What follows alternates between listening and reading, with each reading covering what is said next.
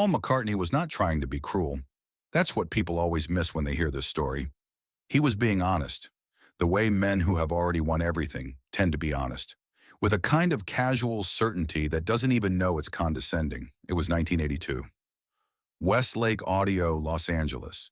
The studio smelled like cold coffee and tape oxide and the kind of equipment that no longer needs to announce itself. Paul McCartney, 40 years old, sat behind the glass in the leather chair that was clearly understood to be his chair. Nobody had to say it out loud. The 23-year-old on the other side of the microphone hadn't said much all afternoon. Thriller had not come out yet.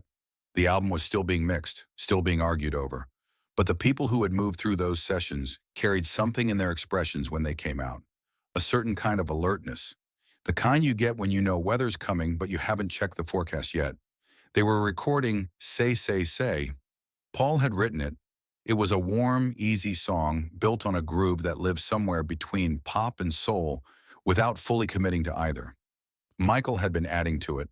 Small things, a phrase reshaped here, a harmony adjusted there, the kind of contributions that don't announce themselves, but make the person who listens carefully understand exactly who made them. Paul had been listening carefully. He was good at that when he decided to be. The session was going well. The two men genuinely liked each other, and that part of the story is true and it matters.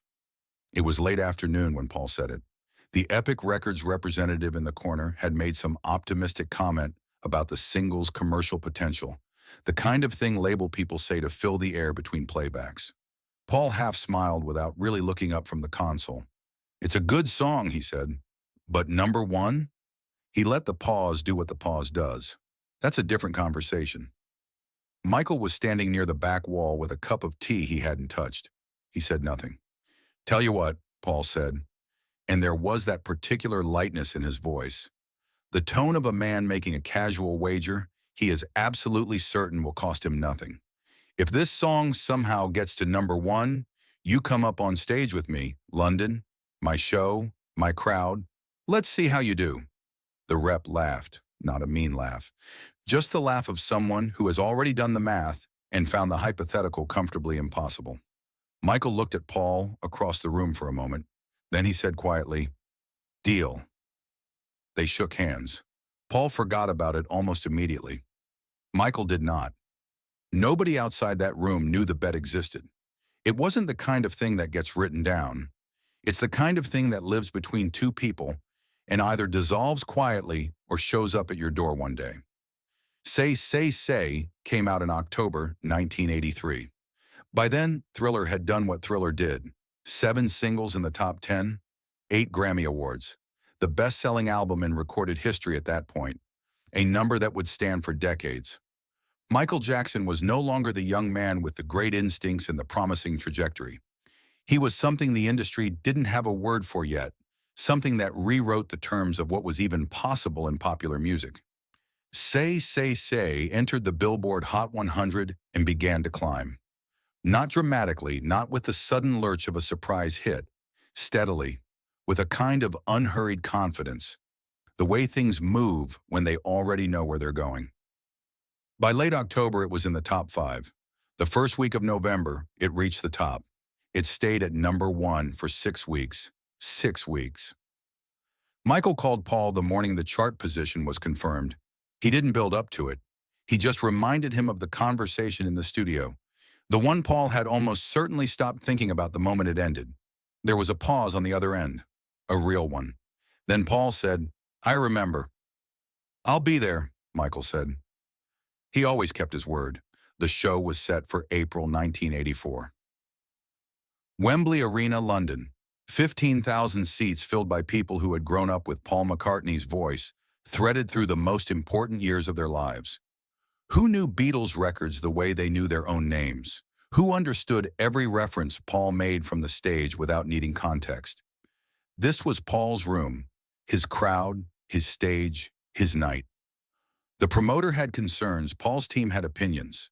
Someone on Michael's side suggested a more neutral venue. Michael said no. A bet was a bet. He flew to London 3 days early. He rehearsed alone in a rented space in North London, going over Say, Say, Say with a small group of musicians, running through every transition, every cue, every entry point, until there was no decision left to make in real time. Not because he needed that many repetitions, because when you walk into someone else's house, you do not trip over the furniture. You already know where everything is before you open the door. The night of the show, Michael arrived through a side entrance and stood in the wings through the entire first hour of Paul's set. He had a bottle of water. He didn't open it. He just stood there in the dark at the edge of the curtain, watching.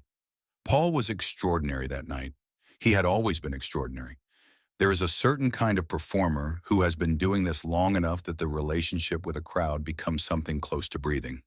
Automatic, essential, requiring no thought. Paul moved through his set with complete ease, and 15,000 people moved with him. They knew every word. They came anyway. The knowing was the pleasure. Michael watched all of this without moving. When Paul reached the right point in the set, he paused at the microphone, let the applause settle, and said simply, "I have a friend here tonight who owes me nothing and showed up anyway." That was the whole introduction.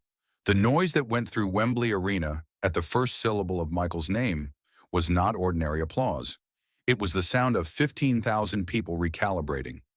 Half of them hadn't known, half of them had heard a rumor and hadn't let themselves believe it.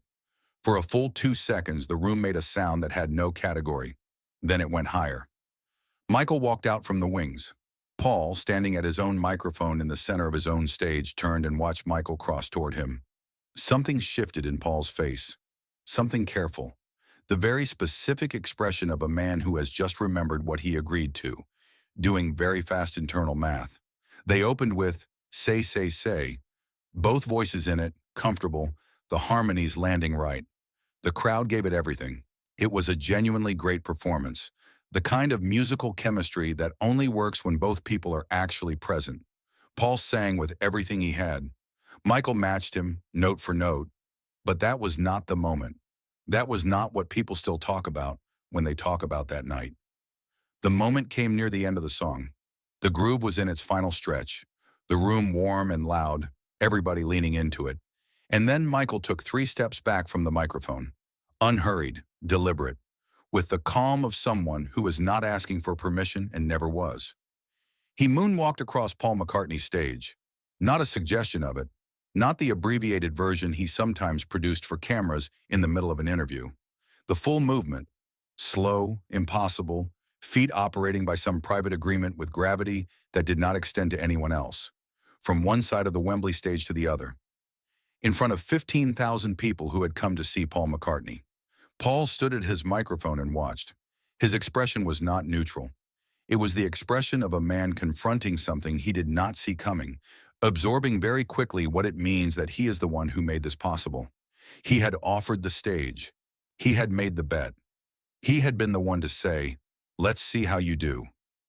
And Michael had just made 15,000 of his people forget for 8 full seconds where they were. The noise when it ended was physical, not just applause. People grabbed the arms of the person next to them. Men who hadn't particularly wanted to be there found themselves standing up without deciding to stand. Women who knew every word of every song Paul McCartney had ever written were screaming in a frequency usually reserved for different occasions entirely. Paul started laughing. Real laughter, unmanaged, the kind you cannot produce on demand. He shook his head once, slow, the way you shake your head when something has just exceeded the frame you had prepared for it. Then he leaned into his microphone and said, "Right then." Backstage, they embraced. There are photographs from that night, the two of them close together, Paul's arm around Michael's shoulder, both looking at the camera with expressions that take longer to read than they appear to at first glance. The friendship held. They had dinner together twice that year. Messages moved between them through the people around them. Whatever had always been genuine between them stayed genuine. For a while. Michael had been thinking about music publishing for years, not as an abstract concept, as a specific structural understanding of how the industry worked and where the real value lived. The recordings were product. The songs were property. The compositions, the underlying pieces of music that every recording, every license, every use was built on, those were the asset that lasted. In August 1985, Michael Jackson purchased ATV Music Publishing for $47.5 million. The catalog contained 251 Beatles songs that Paul McCartney had been working for years to reacquire. Songs Paul had been told, by people he trusted, that he had a realistic path toward owning again. Michael had not mentioned it was coming. Paul found out the way everyone else did. He called Michael. The conversation, by all accounts, was short. He used the phrase "a bit of a betrayal" in interviews over the years that followed. He chose those words carefully. Michael never responded publicly. What he said privately to the few people close enough to hear it was that he had learned about the value of owning your music from Paul himself, that Paul had said it plainly in that same studio. Always understand what your songs are worth. Always know what you own. The two men continued to see each other over the years. They were never enemies. The relationship became what relationships between powerful people with complicated history tend to become. Present at the surface, careful underneath. Paul McCartney eventually got the Beatles catalog back. After Michael died, after the legal mechanisms worked through what they worked through, he has the songs now. But there were years, long ones, when every time Yesterday appeared in a film or Let It Be played in a stadium, there was someone else collecting. The man who appeared at Wembley in April 1984 because he said he would. Michael Jackson showed up in London because he said he would. He kept the bet completely and without drama. He moonwalked across a stage that was not his, smiled, and flew home. 6 months later, he bought the songs. He never explained himself. He rarely did. The ones who understood, understood. The ones who didn't were still watching his feet, trying to work out the physics of the trick, while he had already moved on to something else entirely. Paul McCartney made a bet he was absolutely certain he couldn't lose. He was right. He didn't lose it. He just didn't know yet what winning was going to look like from the other side. What do you think? When someone doubts you publicly, is it better to respond with words or let your actions speak the way Michael did? Drop it in the comments.